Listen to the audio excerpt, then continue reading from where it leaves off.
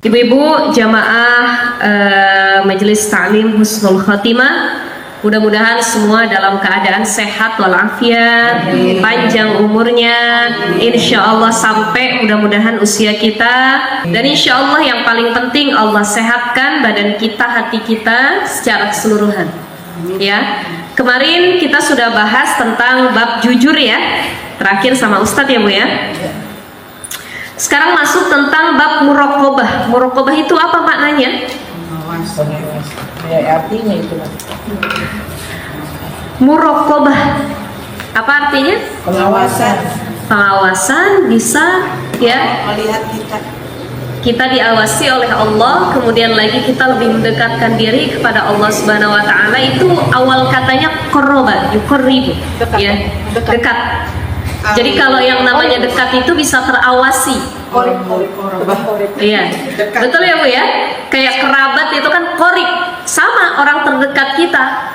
Jadi muqarrabah itu adalah kita mendekatkan diri kepada Allah. Kalau kita sudah merasa dekat sama Allah, kita yakin Allah itu pasti tahu segala yang kita lakukan. Nggak deket aja Allah tahu, apalagi dekat. Ada perasaan canggung dan tidak enak kalau kita melaksanakan maksiat. Ya, misalkan begini, ibu kalau ngelakuin maksiat ketahuan sama tetangga, ketahuan sama saudara, malu atau enggak? Malu ya, itu baru saudara sama tetangga, belum ketahuannya sama Allah Subhanahu wa taala. Maka penting sekali untuk mendekatkan diri kepada Allah Subhanahu wa taala. Kenapa? Agar kita lebih aware, lebih hati-hati, agar kita lebih sadar bahwa ternyata segala yang kita lakukan itu ada dalam pengawasan Allah Subhanahu wa taala. Bismillahirrahmanirrahim. Kalau Allah taala berfirman, Allah taala, "Alladzi yaraka hina taqumu wa taqallubaka fis sajidin." Allah adalah zat yang melihat kita ya, ketika kamu berdiri untuk sholat, wa taqallubaka fis sajidin, dan juga melihat gerakanmu di antara orang-orang yang sujud. Artinya Allah ngawasin kita. Mau kita lagi sholat, mau kita lagi sujud, mau kita lagi doa, ataupun di luar sholat kita, pokoknya Allah maha mengawasi, tahu semua yang kita lakukan. Wa qala ta'ala, dalam ayat lain Allah mengatakan, wa huwa ma'akum aynama kuntum. Allah senantiasa bersama kamu sekalian dimanapun kamu berada. Jadi di mana-mana Allah ngawasin kita. Wa qala ta'ala, pada ayat lain juga Allah mengatakan begini, innallaha la yakhfa 'alaihi syai'un fil ardi wala fis sama. Sesungguhnya tidak ada sesuatu yang tersembunyi bagi Allah fil ardi wala fis sama, baik itu yang ada di bumi ataupun yang ada di langit. Sepintar-pintarnya kita menyembunyikan apapun, mungkin manusia nggak bisa ngelihat, manusia nggak bisa tahu, tapi Allah maha mengetahui, al-alim ya, maha mengetahui. Sekalipun kita melakukan maksiatnya itu di tempat yang sepi, kosong dari banyaknya orang gitu ya, tidak ada yang tahu sama sekali, tersembunyi, tetap saja yang namanya Allah itu mungkin tidak tahu. Kemarin lagi rame berita, ini lagi viral Bu. Oh iya. Apa tuh? Itu fenomena. Ya bukan Melinda. Aku udah nih ya, Melinda habis nikah DRT sama suaminya ya. Itu kemarin ada berita di Pondok Pesantren Jember ya. Oh iya.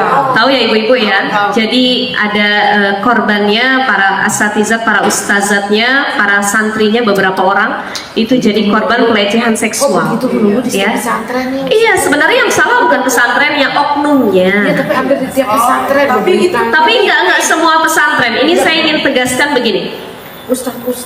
Gara-gara kasus pelecehan seksual di banyaknya pesantren, ini banyak orang tua yang akhirnya nggak mau masukin anaknya ke pondok pesantren, takut. Udah ustazah, saya mah anak saya di rumah aja, cucu saya di rumah aja, nggak usah pesantren. Padahal mendidik anak itu kan luar biasa susah. Jangankan di pesantren, di rumah aja yang namanya kelihatan sama orang tua, tetap anak bisa juga berbuat maksiat ataupun kena pelecehan. Artinya yang salah bukan tempatnya, oknumnya. Nah itu. Oknumnya yang salah. Makanya, nah itu orang yang paham agama belum tentu mengamalkan agamanya, gitu. Belum tentu. Di mana-mana di Lembang itu semua. Betul.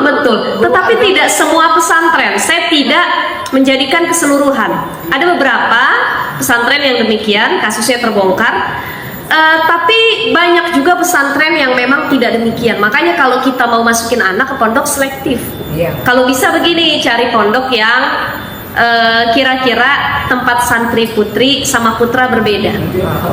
Khusus santri putri yang megang ustazah, gitu, atau bunyainya. Saya diskusi sama suami, insya Allah nanti kalau kita punya pondok, mudah-mudahan ya Bu ya, doain ya. Saya bilang sama abinya, kita nanti sepakat jadi pondok putri, pondok putra itu dipisah. Nanti putra biar kamu yang megang, putri biar saya yang megang. Itu lebih maslahat sebenarnya. Atau kalaupun bunyainya nggak bisa megang ya, kan nggak semua istri kiai itu ustazah juga atau bunyai juga gitu ya.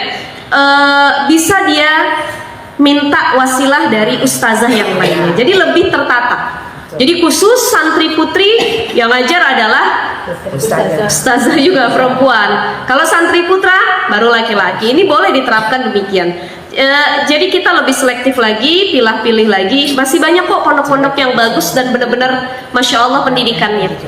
Ini yang salah bukan pondoknya tapi oknumnya, gurunya. Ya, dia tidak bisa mengendalikan syahwatnya. Bahkan dalam berita yang viral itu Bu, santrinya itu mohon maaf dilecehkannya dalam ruang tertutup ya, yang laporin istrinya. Yang laporin istrinya, bunyainya, istri kiainya sendiri. Iya. Jadi dia punya satu ruangan khusus di pondoknya. Jadi kalau masuk itu harus fingerprint, pakai finger ya, pakai jempol dia gitu, nggak bisa pakai jempol orang lain kodenya. Ternyata disitulah dilecehkan beberapa orang santri. Itu yang laporin langsung bunyai istrinya. Ya, tapi ini bagus sih istrinya mau melaporkan suaminya sendiri. Kita doakan ya mudah-mudahan nggak terulang dan tidak ada kasus demikian lagi ya Bu ya.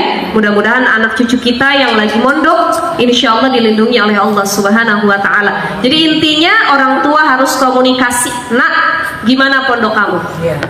Apa yang terjadi di pondok kamu? Jangan sampai anak kita diam dan kemudian mendapat pelecehan, dia juga nggak berani speak up, nggak berani berbicara. Makanya komunikasi itu penting, terbuka antara anak sama orang tua, walaupun mereka di pondok pesantren. Sekarang kalau kita mau taruh anak kita di rumah itu juga nggak menjamin. Pergaulan juga luar biasa sekarang. Iya, makanya ya selektif saja. Saya baca tadi pagi itu di Ponorogo ya. Ponorogo ya. Jember ya, Jember ya kasusnya. Yang ratusan itu. Oh, kalau yang ratusan itu ada lagi ya di Jawa apa saya lupa gitu. Yang pada hamil kan? Itu anak SMA ya, anak SMP ya.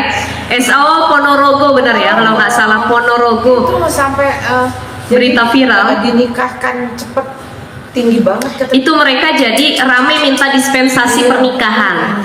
Ya, mereka ngajuin ke pengadilan agama agar disetujui pernikahan pada usia dini itu di bawah umur. Karena ternyata dari jumlahnya banyak kasus dispensasi pernikahan, maksudnya yang mengajukan dispensasi pernikahan, itu ternyata rata-rata anak di bawah umur yang masih sekolah SMP, SMA dan mereka hamil di luar nikah. Itu baru Ponorogo. Belum daerah lain, belum Cinere, belum Jakarta, belum Bandung, belum Solo, Jogja dan lain sebagainya. Itu baru satu kota. Jadi sekarang masya Allah pergaulan anak-anak ini harus kita awasi sebaik mungkin, ya. Oh, ada Nauzubillah min zalik. Jadi apa kesimpulannya? Keimanan seorang itu penting. Faham agama belum menjamin, tapi mengamalkan isi agama dan tauhidnya benar-benar dia pahami, dia tahu Allah itu CCTV-nya di mana-mana, malaikatnya di mana-mana ngintai kita. Jadi kalau manusia nggak ada yang tahu kita berbuat maksiat, yakin Allah tahu. Itu kiai mau dia masuk pakai fingerprint ruangan khusus, ya kebas suara dan lain sebagainya, walaupun nggak ada yang tahu, Allah tahu apa yang dilakukan. Tapi ya. Tahu dari mana ya? Jadi katanya ya namanya istri kan feelingnya kuat ya Bu, betul nggak? Perempuan ini kadang-kadang Allah kasih laduninya bukan ilmu ya, tapi feeling yang kuat. Kalau suami gerak-geriknya beda, wah ada yang ada sesuatu nih, something nih kayaknya ya. Itu istrinya curiga, saya dengar beritanya dari handphonenya. Jadi ternyata yang namanya perempuan kan kadang suka stalking ya Bu, kepo sama handphone suaminya sendiri. Beda sama laki-laki, kalau laki-laki jarang pegang HP istri. Kalau istri nggak bisa ngelihat HP suami ada depan kita, siapa yang WA nih? Siapa namanya ini gitu ya. Akhirnya dia lihat ternyata banyak rahasia-rahasia. Dia katanya jadi curiga, kok Pak Kiai ini punya satu ruangan khusus, istrinya tahu tapi nggak pernah boleh ada yang masuk gitu. Saya kalau lihat beritanya seperti itu sih, wallahu alam. Nanti kita tunggu berita kelanjutannya gitu ya Bu, karena sekarang lagi diproses. Mudah-mudahan yang jadi korban insya Allah Allah pulihkan mentalnya, disehatkan. Mudah-mudahan dikasih jodoh yang solih nantinya gitu ya. Sudah berapa korbannya? Wallahu alam, saya nggak tahu ya jumlahnya itu, karena baru ngelihat beritanya beberapa hari yang lalu kan, baru kebongkar gitu. Jadi istrinya aja nggak boleh masuk ke ruangan rahasia itu gitu. Wah, ini jadi pelajaran penting buat kita. Intinya, dimanapun kita sembunyi maksiat, Allah tahu. Gak mungkin gak ada yang tahu, gitu ya. Apa yang di dalam hati kita? Apa yang di dalam hati kita pun Allah tahu. Ini nih, misalkan ibu-ibu melihat saya, mungkin ada yang senang, ada yang enggak, tahu Allah dalam hatinya. Kalau di sini kelihatannya senyum aja dalam hati, apa sih ustazah ini? Nah, Allah pun tahu. Begitupun dalam hati saya, gimana modelnya, Allah pun tahu. Namanya kita depan manusia kadang senyum, tapi nggak tahu hati kita seperti apa. Ada istilah bilang dalamnya hati katanya gimana? Siapa yang tahu gitu kan? Dalamnya lautan bisa diduga, tapi dalamnya hati manusia nggak ada yang tahu seperti apa. Tapi Allah tahu. Yang kita pikirkan, apa yang kita lakukan itu dalam pengawasan Allah Subhanahu wa taala. Makanya jangan pura-pura baik. Dalam ayat lain Allah Subhanahu wa taala berfirman, wa qala ta'ala ya'lamu kha'inatal a'yuni wa ma tukhfis sudur. Allah mengetahui pandangan mata yang berkhianat dan mengetahui apa yang disembunyikan oleh hati. Jadi kalau mata bisa berkhianat, mulut bisa senyum, tapi hati nggak ada yang tahu. Jangankan kita ya, teman satu majelis, suami dengan istri saja nggak ada yang tahu bagaimana isi hati keduanya. Ya, betul Ya Bu ya. Ibu nggak tahu isi hati suami, suami nggak tahu isi hati ibu, termasuk hati anak-anak kita pun nggak ada yang tahu. Itulah pentingnya berhati-hati agar hati orang tidak kita sakiti. Karena berapa banyak pertengkaran, masalah, pembunuhan, dan kriminalitas terjadi gara-gara sakit hati awalnya. Dan sakit hati ini seringkali dipelopori oleh lisan yang menyakiti. Ada yang mengatakan lidah memang tidak bertulang ya. Betul ya Bu ya?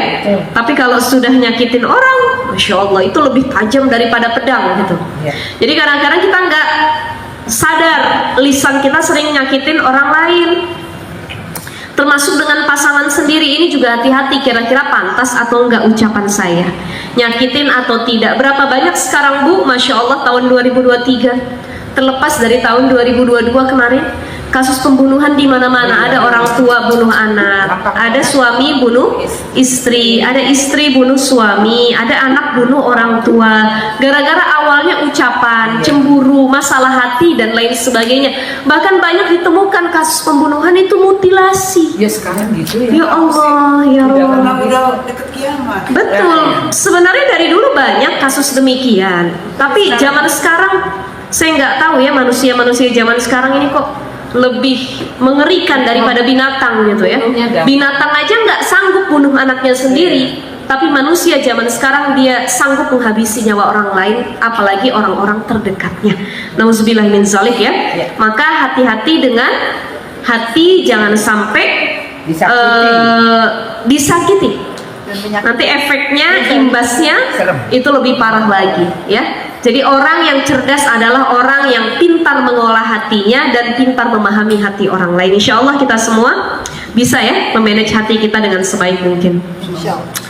Dalam ayat lain Allah Subhanahu wa taala berfirman, wa qala ta'ala inna rabbaka labil mirsad. Sesungguhnya Tuhanmu senantiasa benar-benar mengawasi, ya. Kita masuk ke dalam hadis yang pertama pada bab muraqabah ini. Bismillahirrahmanirrahim. An Umar bin Khattab radhiyallahu an, dari Umar bin Khattab radhiyallahu an. Siapa Umar bin Khattab? Salah satu sahabat Rasulullah SAW. Beliau juga adalah khalifah Khulafaur Rasyidin yang ke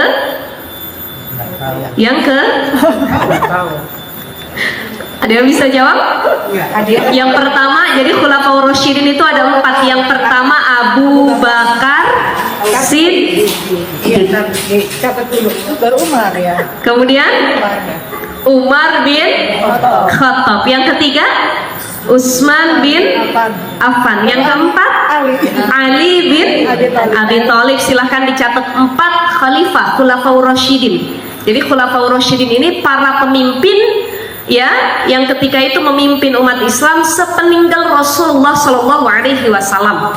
Ya, mereka orang-orang terdekat Rasul. Apa namanya tadi? Khulafaur Rasyidin. Khulafaur Rasyidin, ya.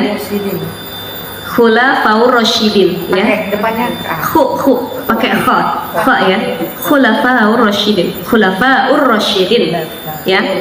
Mereka orang-orang yang memimpin umat Islam ketika itu setelah wafatnya Rasulullah Sallallahu Alaihi Wasallam. Ini luar biasa. Ya, apa sih yang disebut dengan sahabat? Maknanya itu apa? Orang yang berjumpa dengan Nabi. Ada sahabat, ada tabi'in Yang berjumpa dengan Nabi. Apakah semua orang yang tinggal semasa dengan Rasul itu disebut sahabat? Yang beragama Islam. Disebut sahabat atau enggak? Berarti yang beragama Islam. Enggak. Lalu apa makna sahabat? Kita mengatakan sahabat Rasulullah SAW. Ya. Sahabat itu adalah Masuk Islam. orang yang hidup sezaman dengan Rasul. Orang yang hidup sezaman dengan Rasul, bertemu dengan Rasul, dan beriman dengan Rasulullah Sallallahu Alaihi Wasallam. Itu namanya sahabat. Dan beriman. Dan beriman. Ada Abu Lahab, Abu Jahal beriman atau enggak? Enggak. Sahabat Nabi bukan? Orang jahat. Sahabat Nabi bukan? Bukan, memang hidup sezaman dengan Nabi, bertemu dengan Nabi, tapi dia tidak beriman dengan Nabi.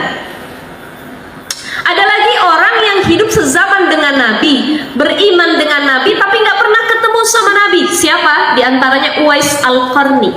Uwais itu yang gendong ibunya ya? Ya, yang gendong ibunya ketika berangkat haji ya. Ketika berangkat haji, kemudian sampai ke Madinah, beliau ingin bertemu dengan Rasul. Rupanya Rasul sedang tidak ada di Madinah. Ketika itu sedang berangkat berperang, bertemu dengan Aisyah radhiyallahu anha. Karena saking ingin ketemunya Uwais, sebab beliau tinggalnya dari Yaman, tapi melihat keadaan ibunya yang sudah sakit juga tidak bisa berlama-lama karena harus ngurus ibunya. Akhirnya beliau pulang, ya, minta pada Aisyah untuk disampaikan kepada Rasul. Nah, kemudian akhirnya sampai Rasul wafat, Uwais Al-Qarni tidak bisa bertemu lagi. Padahal hidupnya sezaman dengan Rasul, gitu ya. Jadi yang disebut dengan sahabat adalah orang yang beriman dengan Rasul, hidup sezaman dengan Rasul, dan bertemu dengan Rasulullah Sallallahu Alaihi Wasallam. Lalu apa yang disebut dengan tabi'in?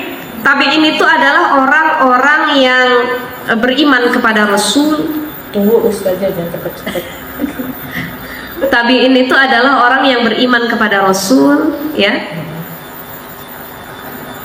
Hidupnya tidak sezaman dengan Rasul.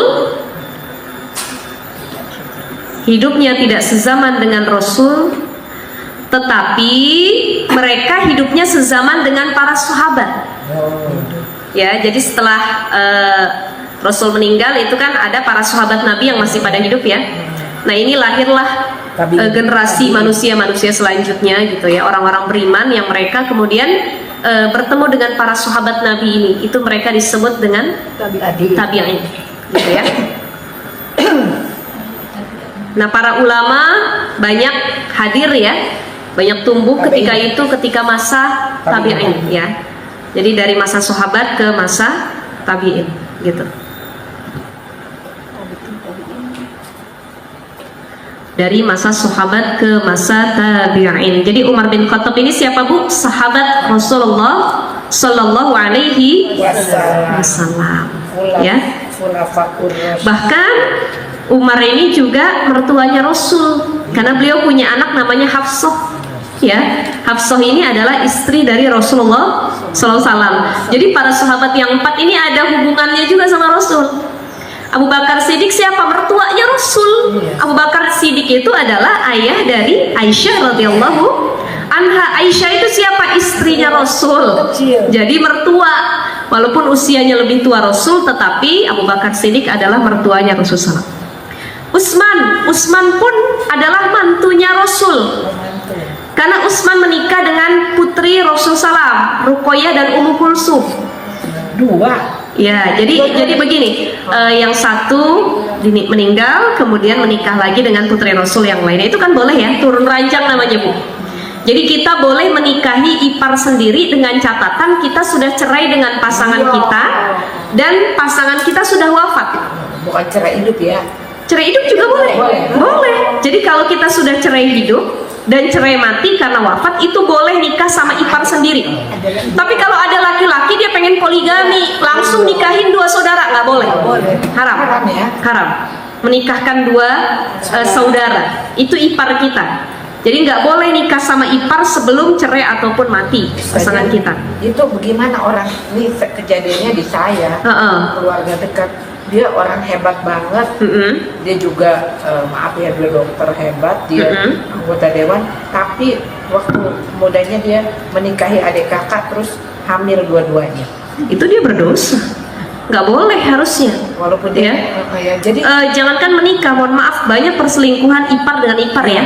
Wah, masya Allah, ini kan disebutkan Rasul kan bilang ipar itu maut, kayak di Indosiar ya. Banyak Sinetron Indosiar. Iya, ipar itu maut ya. Jadi kalau depan ipar itu hati-hati, jaga auratnya, jaga pakaiannya, jaga tingkah lakunya. Dan nggak boleh ya kalau kita ada ipar perempuan. Makanya kalau bisa mohon maaf, punten banyak nih di ibu kota ataupun orang-orang yang seringkali demikian ya.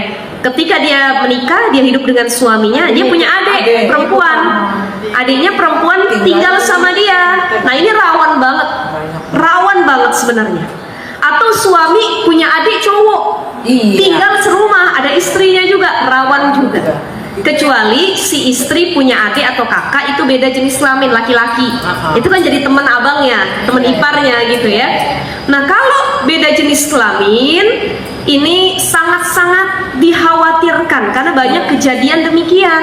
Iya benar. Makanya kalaupun harus tinggal serumah, kita numpang di rumah abang kita atau kita numpang di rumah saudara kita dan dia punya pasangan, itu sebisa mungkin jaga aurat, jaga tingkah laku, ya, jaga pakaian. Jangan sampai depan ipar sendiri kita pakai baju seksi, terbuka aurat, ya, dari kamar mandi ke kamar pakai anduk doang dan lain sebagainya. Nah, ini namanya ngundang setan untuk manas-manasin. Cakep banget tuh ada ipar kamu, cakep banget kakak ipar kamu, akhirnya melakukan maksiat. Kalau yang nikah sama mertua, Nah itu itu juga nggak boleh juga kan? Ya Allah, itu yang kemarin kejadian ya Bu ya. Kalau ibu-ibu sendiri bagaimana mikirnya tuh? Misalkan ibu sama mantu sendiri gitu kan? pengen minta itu kayaknya Nauzubillah ingin salik. Mungkin ada penyakit ya, kalau bahasa kitanya fetis ya. Jadi kayak beliau itu mungkin naik hasratnya kalau si mantu ini punya kelainan penyakit gitu. Orientasi seksualnya agak rancu. Jadi kalau dia melihat, mohon maaf, yang lebih tua atau yang sudah berusia, sudah nenek-nenek, itu kerasa hasratnya naik gitu. Jadi hati-hati ibu-ibu juga di sini yang nini-nini ya. Anak muda pada maunya sama yang tua-tua ya. Jadi hati-hati, jangan kita menganggap udah saya mah udah tua nggak mau nutup aurat. Udah saya mah udah tua gini aja. Oh, jangan salah. Anak zaman sekarang banyak juga yang ngincer nini-nini. Banyak ya. Biar kata udah nggak menstruasi lagi, sudah menopause. Katanya ini tajir. Nelly ya Bu ya, nenek-nenek lincah ya. Tajir. Masya Allah. Di Quran ada ya bahwa orang yang sudah tua. Betul. Kalau sudah tua, kemudian sudah tidak berproduksi lagi, ya, sudah menopause dan sudah tidak, dengan catatan sudah tidak merangsang hasrat orang lain lagi. Tetapi hemat saya itu berlaku bagi nenek-nenek yang sudah jompo sekali. Jadi ibu suka lihat di kampung-kampung kan, ada nenek-nenek yang giginya aja udah nggak ada sama sekali, rambutnya sudah putih semua. Kalau jalan tuh jompo, itu masa kita mau paksa nek pakai jilbab? Nek, pakai pakaian yang panjang, kesian. Kadang-kadang buat gerakin tangannya aja susah, jalan susah. Akhirnya pakai baju seadanya. Nah, kita sebagai anak cucu, kita lebih memperhatikan kalau dia sudah tidak mampu, kita yang tutupin auratnya. Nah, kalau masih seumuran gini mah masih gelis-gelis, cek orang Sunda mah. Bu, iya Bu ya, masih cantik-cantik, masih banyak yang suka. Jadi hemat saya, tutup aurat sebisa mungkin, ya Bu ya. Masih cantik, takutnya ada yang mau lagi nanti. Kalau begini kan udah cukup. Udah cukup. Cantik. Masya Allah. Maksudnya. Insya Allah. Jadi dijaga auratnya sebaik mungkin. Itu tadi perbedaan sahabat dengan tabi'in ya Bu ya. Dan terakhir Ali bin Abi Thalib itu juga mantunya Rasul, di samping beliau adalah sepupunya Rasul. Jadi Ali bin Abi Thalib itu adalah putranya Abu Thalib. Abu Thalib itu siapa? Pamannya Rasul. Berarti mereka satu kakek. Kakeknya siapa? Abdul Muthalib. Abdul Muthalib punya anak Abdullah. Abdullah punya anak Muhammad. Abdul Muthalib punya anak Abu Thalib. Abu Thalib punya anak Ali bin Abi Thalib. Masya Allah, ini jadi sepupuan ya. Kemudian selain sepupuan, Ali bin Abi Thalib akhirnya menikah dengan putri Rasul namanya Sayyidatuna Fatimah radhiyallahu anha. Jadi Fatimah itu istrinya Ali ya. Seperti itu ya Bu ya. Baik, saya lanjutkan. Ini panjang sekali hadisnya ya. Intinya. Qala Nabi sallallahu bainama nahnu julusun inda Rasul. Qala berkata, ini Umar bin Khattab, dia menceritakan bainama nahnu julusun inda Rasul sallallahu, ketika suatu hari kami sedang duduk-duduk bersama Rasulullah sallallahu alaihi wasallam ya. Zata yaumin idza tala alaina rajulun, tiba-tiba muncul di hadapan kami seorang laki-laki gitu ya. Syadidu bayadis siyabi, syadidu sawadi sya'ri, pakaiannya serba putih semuanya ya. Rambutnya pun syadidu sawadi sya'ri, hitam pekat gitu. Bajunya putih semuanya, rambutnya hitam. La yura alaihi atharus safar, orang itu nggak diketahui gitu ya, dari mana sih dia datangnya. Wala ya'rifuhu minna ahadun hatta jalasa ila Nabi sallallahu alaihi wasallam, dan di antara kami yang lagi duduk-duduk sama Rasul pun nggak ada yang mengetahui, nggak ada yang kenal gitu. Ini orang siapa sih gitu ibaratnya ya, kok baru datang gitu, baru kenal rasanya. Sebentar Ibu. Enaknya kalau cerita.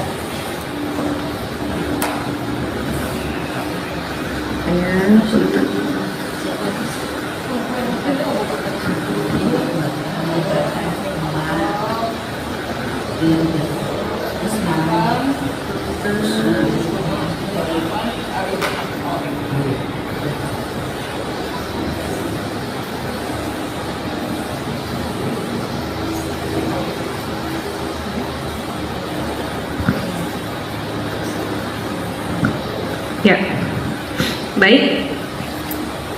Jadi datang seorang laki-laki, pakaiannya serba putih, rambutnya hitam sekali, nggak tahu nih orang dari mana, habis perjalanan dari mana, dan nggak ada yang kenal juga dari kami semua.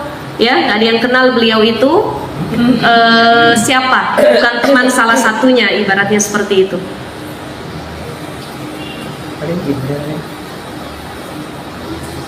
Gitu ya. Kemudian hatta jalasa ila Nabi sallallahu asnada rukbatayhi ila rukbatayhi. Kemudian orang itu ya duduk di dekat Nabi, dan menyandarkan kedua lututnya kepada kedua lutut Nabi. Menyandarkan kedua lututnya kepada kedua lutut Nabi. Dia berhadapan. Terus dia megang pahanya Nabi kan. Susah banget sih itu aja nggak bisa. Beli. Bukan saya lagi. Tangannya kan di atas paha Nabi. Jadi menghormat itu. Ya, jadi ya tadi lututnya itu disandarin sama kedua lutut Nabi. Kemudian apa? Wa wada'a kaffaihi ala fakhidaihi.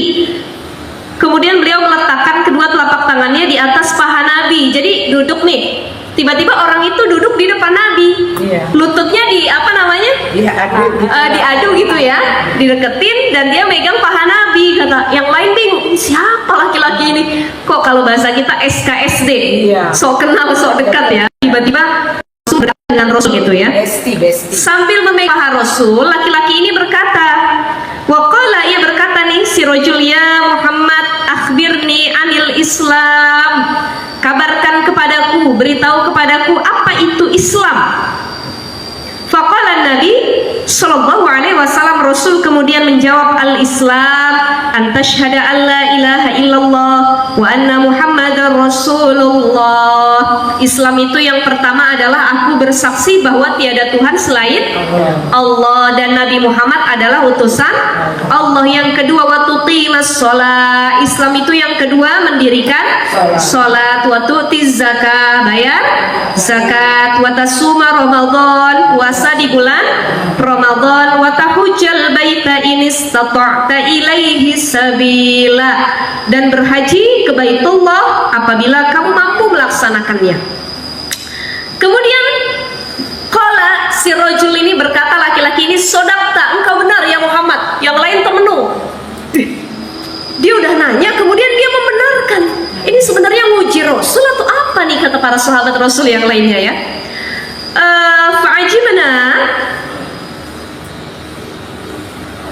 Fa'ajibna lahu yas'aluhu wa yusaddiquhu. Jadi dia yang meminta jawaban, bertanya kepada Rasul, tapi dia juga yang membenarkannya ya. Jadi heran-heran gitu. Fa'ajibna itu para sahabat tuh kayak, apa sih? Kok bisa dia yang nanya tapi dia yang okehin juga, iyain juga gitu ya. Kalau kemudian si laki-laki ini berlanjut untuk bertanya kepada Rasulullah. Dia bertanya lagi, fa'akhbirni anil iman. Kabarkan kepadaku, beritahukan kepadaku apa itu iman. Coba ceritain, gitulah bahasa kitanya.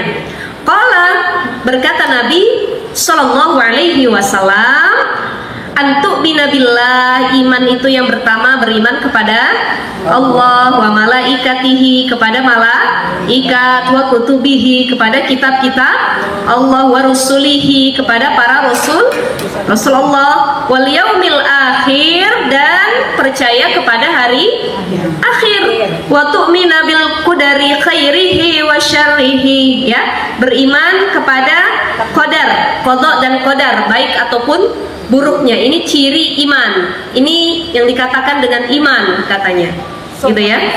Kemudian dia mengatakan, si rajul ini, sodakta, engkau benar. Qala, dia melanjutkan lagi, fa'akhbirni anil ihsan. Ceritakan kepadaku, beritahu kepadaku wahai Muhammad, kata rajul ini, anil ihsan. Apa itu ihsan? Qala Rasul menjawab, ihsan itu adalah anta'budallah ka'annaka tarahu fa illam takun tarahu fa innahu yaraka. Yaitu ihsan adalah kamu menyembah kepada Allah seakan-akan kamu melihatnya, ka'annaka tarahu, seakan-akan kamu melihat Allah gitu. Jadi kamu yakin seyakin-yakinnya ketika menyembah kepada Allah Subhanahu wa taala. Fa illam takun tarahu fa innahu yaraka.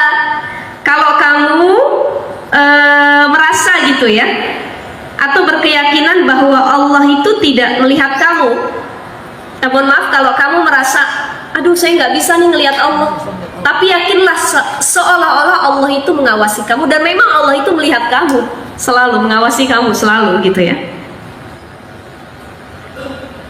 Jadi kalau kita nggak bisa melihat Allah, yakinilah Allah Maha melihat apapun yang kita lakukan. Ini maksudnya bab pengawasan lagi, muraqabah ya Bu ya.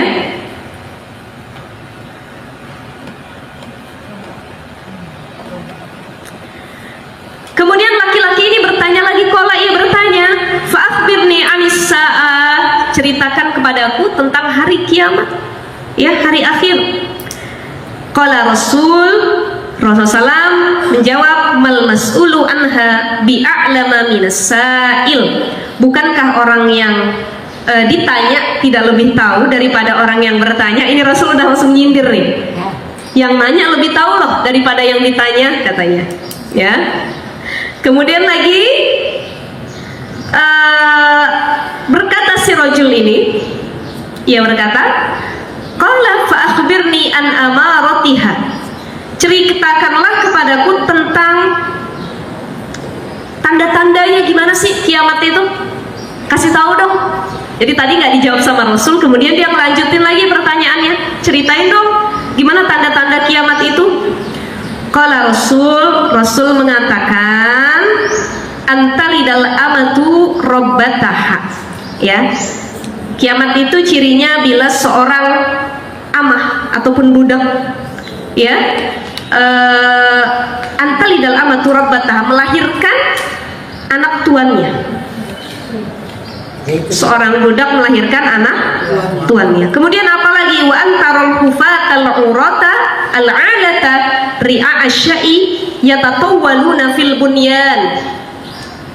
Dan jika kita melihat orang-orang fakir miskin yang mereka tuh nggak pakai sepatu gitu ya, telanjang kaki, pekerjaannya mengembalakan kambing, itu mereka berlomba-lomba di dalam membangun rumah. Artinya apa? Ini maknanya penduduk Arab ya sebenarnya. Ini kalau kita jalan ke Mekah, Madinah ataupun negeri Arab yang lainnya, Dubai salah satunya, awalnya mereka itu dulu cuma pengembala kambing ya, orang-orang Arab Baduy yang mengembala kambing tanpa kaki dan tanpa tanpa sepatu dan lain sebagainya ya, itu kerjaan mereka gitu. Nah kemudian akhirnya berlomba-lomba untuk saling membangun gedung-gedung tinggi. Jadi kalau kita jalan-jalan ke Arab atau umroh haji itu bisa ngelihat negeri-negeri Arab itu saling lomba-lomba. Belum Dubai, belum Qatar, belum Oman. Sekarang di Mekah lagi ada yang namanya menara Zam-Zam itu, ya, tower Zam-Zam ya. Sekarang Saudi mau bikin lagi yang tertinggi. Saya lupa apa tuh kemarin planning rencana mereka selanjutnya. Jadi yang tadinya negeri Arab itu tidak pernah ada bangunan tinggi, itu mereka sekarang berlomba-lomba bikin bangunan-bangunan tinggi. Selanjutnya itu banyak sebenarnya tanda-tanda kiamat yang disampaikan oleh Rasul, tapi ini paling tidak tanda-tanda diantaranya gitu ya. Kemarin berita Saudi terus-terusan diguyur hujan, akhirnya padang pasir jadi hijau semua. Ya itu kaget juga. Insya Allah Bu, kalau nggak ada halangan, mudah-mudahan ya tanggal 25 Januari ini saya minta doa mau berangkat umroh ya, insya Allah minta doa mudah-mudahan sehat walafiat, mabrurah dan dilancarkan umrohnya. Ini saya penasaran sekali, apa iya benar jadi hijau semua itu Saudi Arabia? Kan kalau kita lihat perjalanan dari Madinah ke Mekah atau dari Mekah ke Madinah ya, dari Jeddah ke Mekah itu kan gersang, semua padang pasir tandus. Kalaupun ada tumbuhan dikit-dikit aja, rumput-rumput kecil.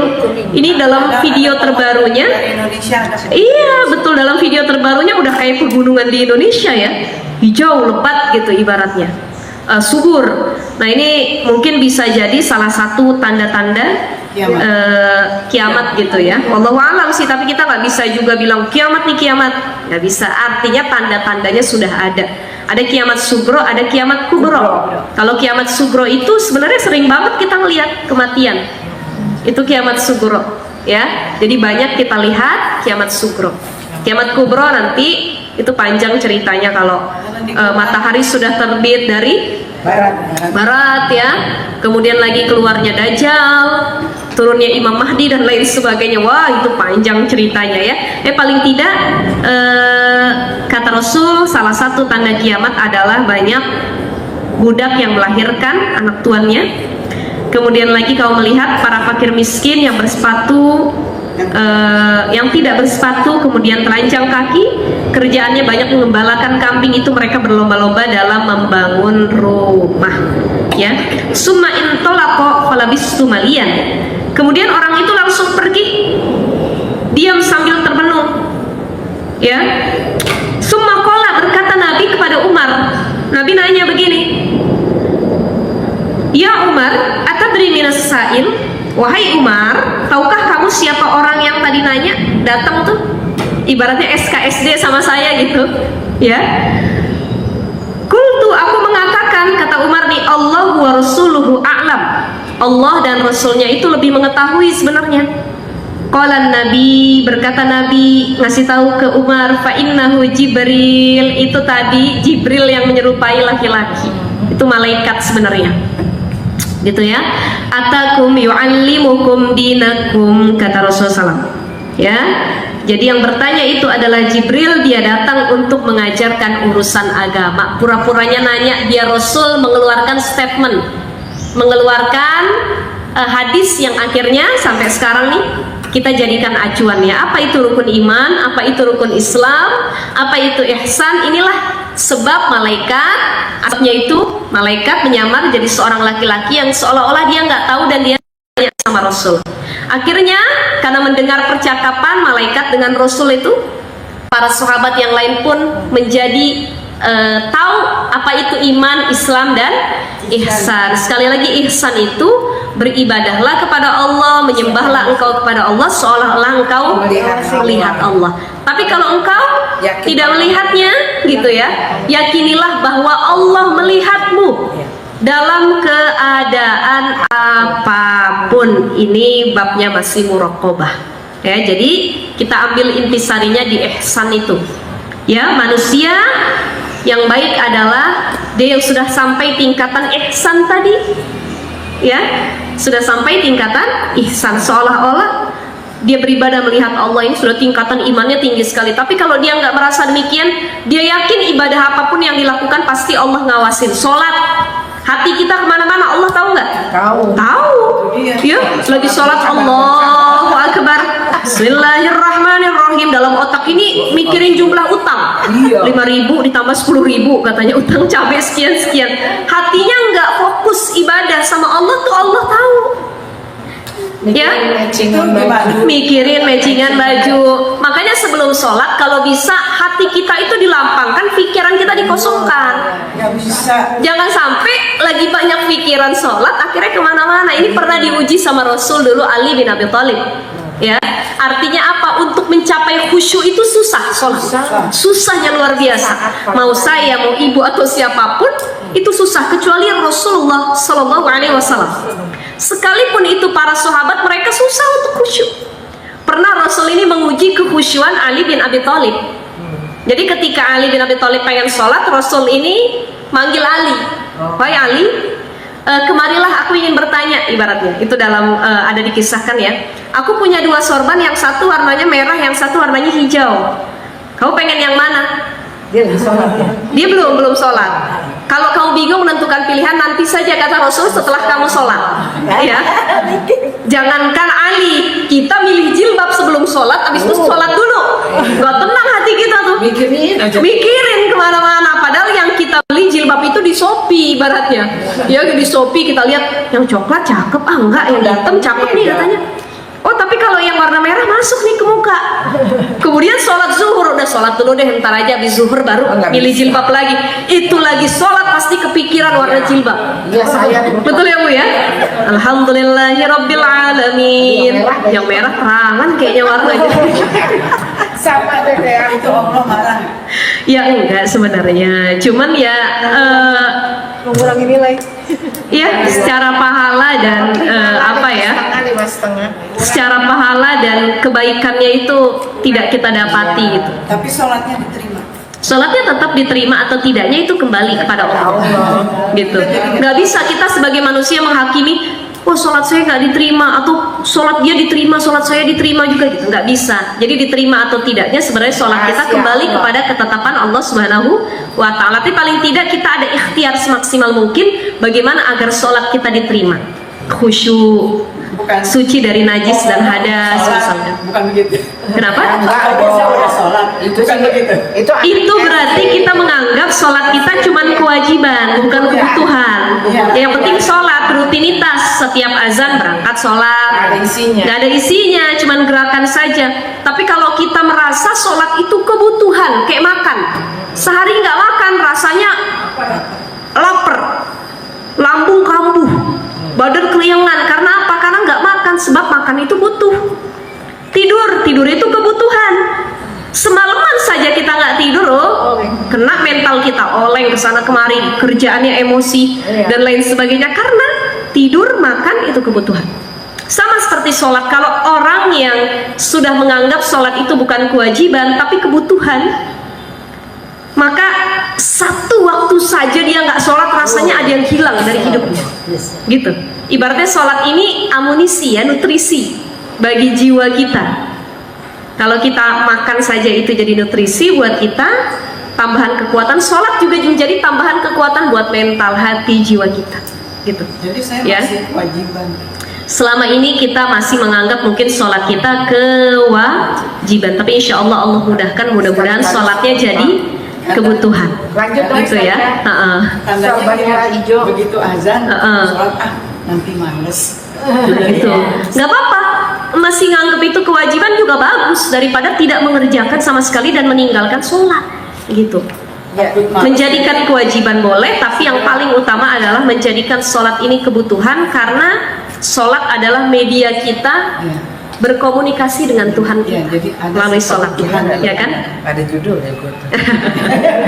Jadi Sayyidina Ali bin Abi Thalib itu sholat. Ketika sholat ditunggu sama Rasul ya. Udah siap nih sorban yang tadi hijau atau yang merah. Itu Sayyidina Ali benar-benar khusyuk sholatnya, nggak memikirkan sorban sama sekali. Itu hebat ya. Tapi ternyata oleng pikiran dan hatinya ketika mau Milih. duduk di antara duduk tahiyat akhir. Itu kan udah mau kelar salam ya, tiba-tiba kepikiran, kayaknya yang hijau lebih cerah, tapi merah juga bagus. Aduh, yang mana dia bingung ya. Nah, setelah itu dia salam, assalamualaikum warahmatullah, assalamualaikum warahmatullah. Langsung setelah sholat dia bilang, wahai Rasul, yang warna merah saja, katanya. Rasul tersenyum. Kata Rasul, berarti tadi ketika sholat engkau memikirkan warna sorban tersebut ya. Sama kayak kita emak-emak, ibu-ibu, sering bener ini yang dipikirin ya. Kadang sholat sebelum masak, ini nanti kayaknya modelnya lengkuas dulu masukin, kata kita. Baru jahe, cabai, kata kita. Itu godaan setan bukan? Itu sebenarnya dari hati kita sendiri, tetapi makin dipanas-panasin sama setan, dibisik-bisikin gitu. Maka ketika kita sedang oleng pikiran kita pas lagi sholat nih, pikirannya kemana-mana, buru-buru dalam hati istighfar, ingat sama Allah lagi. Jadi boleh. Buru-buru luruskan niat kita lagi, luruskan sholat kita lagi. Boleh, tapi dalam hati ya, dalam hati artinya buru-buru minta ampun sama Allah dan kembali lagi untuk fokus menjalankan sholat kita ya, kurang lebih seperti itu ya. Jadi kalau kata saya lupa, Imam Hatim Al-Asham itu, beliau pernah ditanya, gimana sih Imam, wahai guru, agar kita bisa khusyuk dalam sholat. Imam Hatim Al-Asham mengatakan, sholatlah seolah-olah seakan-akan di depanmu itu Ka'bah. Kita kalau lagi umroh, jamaahnya langsung depan Ka'bah. Hati kita gimana Bu? Allahu Akbar, khusyuknya bukan main, karena langsung depan kita Ka'bah. Atau kita sholat di Raudhah, di makam Rasul, di Masjid Nabawi. Masya Allah, bener-bener tuh kayaknya rasanya sholat kita itu beda dengan sholat-sholat sebelumnya atau sholat-sholat lainnya. Jadi sholatlah seolah-olah memang kamu sedang sholat di depan Ka'bah gitu. Kata Imam Hatim Al-Asham, dan bayangkan kalau sebelah kanan kamu itu surga dengan segala keindahannya. Jadi kita bisa lebih khusyuk. Kenapa? Ya Allah, ada surga yang Allah janjikan, ibaratnya gitu. Dan bayangkan kalau sebelah kirimu itu adalah neraka. betapa panasnya, siksaannya, azab dan lain sebagainya. Dan lihatlah seolah-olah di belakang kamu ada malaikat maut Israel yang menunggu kapan saja. Kamu oleng dikit, nggak khusyuk dikit, kata malaikat, hati-hati, saya di belakang kamu ini, gitu ya.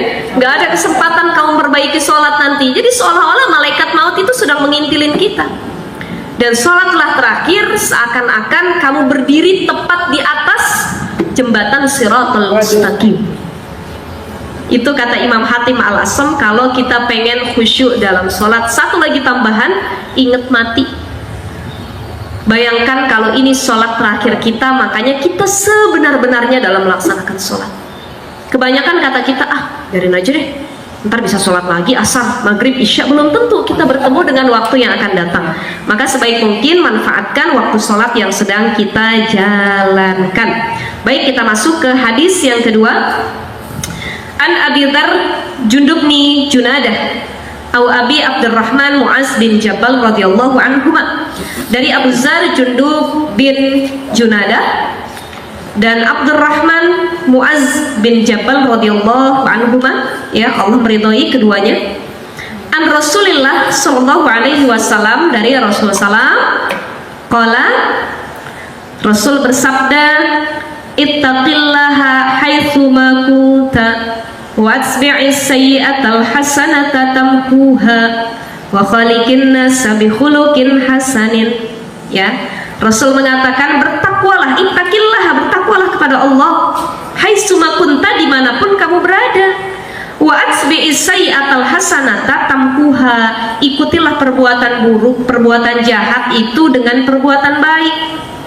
Tamhuha, niscaya perbuatan jahat akan dihapus dengan perbuatan baik. Wa khaliqin nas bi khuluqin hasanin, dan bergaulah kamu dengan sama manusia dengan akhlak, budi pekerti dan tingkah laku yang baik. Ini pesan Rasul. Ya, pesan Rasul. Kenapa? Karena itu menentukan kualitas diri kita. Dan Allah tahu apa yang dilakukan oleh diri kita kepada sesama. Jadi ittaqillah, bertakwalah kamu kepada Allah dimanapun, kata Rasul. Intinya adalah takwa. Jadi kalau kita bisa mencapai, wa may yattaqillaha yaj'al lahu apa? Wa may yattaqillaha yaj'al lahu makhraja. Solusinya takwa.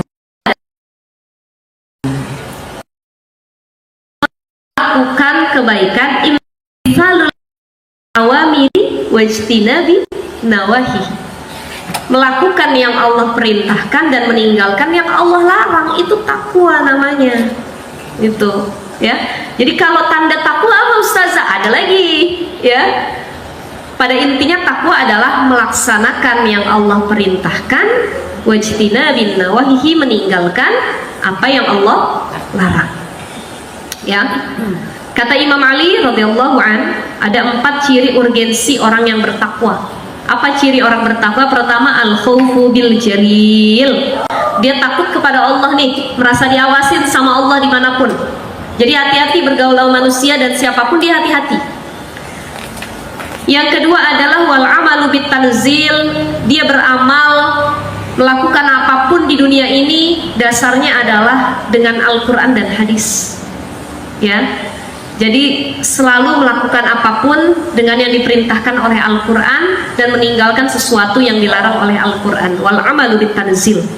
Yang ketiga apa? Wal qana'atu bil qalil. Bersyukur dengan apapun yang kita miliki walaupun sedikit. Bersyukur, itu namanya qanaah.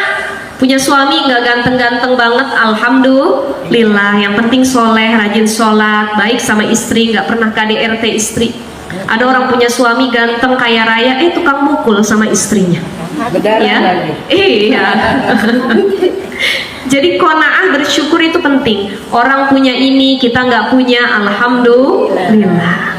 Saya punya cuman segini, saya dapat uang belanja cuman segini, alhamdulillah. Wal qanaah bil qalil. Jadi qanaah itu nggak harus lagi banyak, tapi kita punya yang sedikit juga kita harus qanaah, menerima apa adanya. Yang keempat ciri orang bertakwa, kata Imam Ali, adalah wal isti'dadu liyaumir rahil, mempersiapkan datangnya hari kematian. Persiapan. Kebanyakan dari kita takut mati, bukan takut nanti nggak ada persiapan ketika kematian datang. Ya, kalau orang yang sudah matang persiapannya, ketika kematian datang dia sudah siap. Kenapa? Udah siap kok bekalnya. Sama kayak orang mau jalan, safar pergi jauh nih, ya. Kalau dia nyiapin sesuatunya last minute, terburu-buru, ada aja yang ketinggalan. Aduh, kenapa sih tadi nggak bawa parfum? Kenapa tadi nggak bawa baju sekian? Kenapa tadi nggak bawa ini itu? Kenapa? Karena terburu-buru, nggak ada persiapan. Tapi orang yang dari jauh-jauh hari dia teliti dipersiapkan lagi. Oh, jalan harus bawa minum, bawa makan, pakaian sekian, obat sekian dan lain sebagainya. Ketika perjalanan dia nggak risau lagi, nggak ada yang tertinggal. Orang yang tidak ada persiapan ketika kematian datang itu risau. Iya. Ketika kematian sudah menjemput, ketika dia sudah masuk ke dalam kubur, dia bilang, ya Allah, kenapa saya dulu nggak bawa amal jariah ya? Kenapa saya dulu nggak bawa amal sedekah ya? Kenapa saya dulu nggak didik anak saya sesoleh-solehnya ya Allah? Kenapa saya dulu tidak mengamalkan ilmu yang saya punya dan lain sebagainya? Itu nyesel. Banyak yang ketinggal dulu di dunia. Ya, tapi kalau dia sudah ambil persiapin bekal itu, dia nggak risau lagi. Oh, ini udah saya genggam, ini jadi bekal nanti di akhirat, gitu ya. Jadi ciri takwa yang keempat adalah isti'dadul yaumir rahil, mempersiapkan datangnya hari kematian. Mudah-mudahan itu apa? Satu-satu. tadi yang dipersiapkan itu amal, sedekah, amal jariah, anak yang soleh dan solihah, ilmu yang bermanfaat, sedekah, anak yang soleh dan solehah, ya, kualitas ibadah yang terbaik, ya, meninggalkan maksiat, melaksanakan perintah. Nomor satu tadi takut kepada Allah. Takut kepada Allah, takut kepada Allah itu yang pertama tadi, muraqabah ya, merasa Allah itu mengawasi kita dimanapun kita berada. Makanya cara takut kepada Allah ini bisa kita contoh dari kisahnya Nabi Yusuf dengan Siti Zulaikha.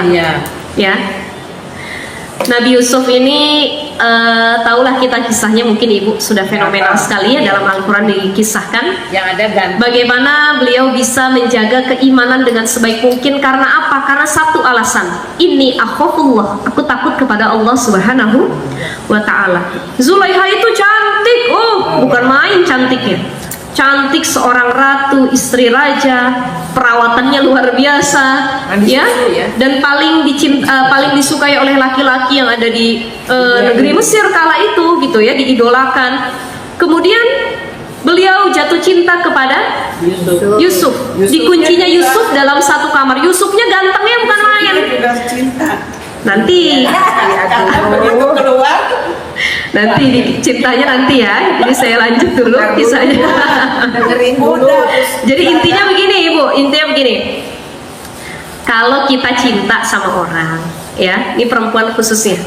Kalau perempuan cinta sama orang, mintanya langsung sama Allah. Biar Allah yang ngetuk hati laki-laki tersebut. Buat laki-laki juga ini berlaku. Kalau dia cinta sama perempuan, mintanya sama yang punya makhluknya. Kalau kita ngejar dia, yang ada dia ilfil, bahasa anak mudanya, kesel. Ih, ganjen amat nih perempuan katanya. Mau deket-deket aja dan lain sebagainya. Tapi kalau ada laki-laki itu suka sama perempuan yang apa ya disebutnya, nggak ganjen, nggak centil, dan kayaknya susah didapetin gitu. Value-nya tinggi, nilainya luar biasa gitu. Artinya harus diperjuangkan semaksimal mungkin. Itulah nanti kisah Zulaikha dengan Yusuf di akhir cerita seperti itu. Ketika Zulaikha sudah bertaubat kepada Allah, dia menjadi seorang ahli sufi, ya, perempuan yang benar-benar mendedikasikan dirinya untuk beribadah kepada Allah, tidak lagi bermewah-mewahan, ya. Keadaannya compang-camping, suatu ketika bertemu dengan Yusuf. Akhirnya Yusuf jatuh cinta. Karena apa? Bukan karena kecantikannya, karena dia dekat dengan Allah Subhanahu wa ta'ala. Jadi itu inti utamanya, ya. Kalau dulu awalnya Zulaikha deketin Yusuf itu sebab dia merasa punya kecantikan. Nggak mungkin Yusuf berpaling, gitu. karena dia istri raja. Karena istri raja. Nah, ketika sudah dikunci pintu, ini namanya laki-laki perempuan dalam satu ruangan, udah dikipas sama setan, betul nggak? Jadi nyari laki yang model begini zaman sekarang susah. Ada perempuan cantik, seksi, pakaiannya terbuka, mulus, bukan main lah menggodanya. Tiba-tiba tuh perempuan yang ngunciin laki-laki. Tertarik. Kalau Yusuf apa yang dia katakan, ini akhafullah, aku takut sama Allah. Ya, Aku takut sama Allah. Dia lari, akhirnya yang ditarik adalah pakaian belakangnya Yusuf robek. Disitulah ketahuan ternyata siapa yang ingin memperkosa siapa, itu adalah Zulaiha yang ingin melecehkan Yusuf. Bukan Yusuf yang ingin melecehkan Zulaiha. Kalau robek dari depan berarti kan laki-laki yang ingin melecehkan perempuannya. Itu saking takutnya Yusuf gitu ya. Kalaupun dia sebenarnya dia bisa saja kalaupun dia mau berzina dengan Zulaiha, tapi apa yang dia pikirkan? Allah mengawasiku. Mungkin raja tidak tahu, orang-orang sekitar tidak tahu, tapi ada Allah yang maha mengetahui. Dan beliau mengatakan, aku lebih menyukai penjara daripada aku harus melakukan maksiat dengan seorang perempuan. Penjara lebih baik dariku. Apa ayatnya itu? Ini ahabbus sijana. Saya lupa ya. Aku lebih mencintai penjara daripada bermaksiat kepada Allah Subhanahu wa taala. Ini Masya Allah luar biasa sekali. Mudah-mudahan kita doakan anak cucu kita laki-laki di zaman sekarang, mudah-mudahan banyak yang demikian. Ya walaupun jarang lah ditemuinnya, agak susah gitu ya. Insya Allah pergaulan sekarang itu agak bikin risau, tapi mudah-mudahan bisa atau banyak hadir Yusuf di zaman modern seperti ini gitu ya. Betul. Amin ya Rabbal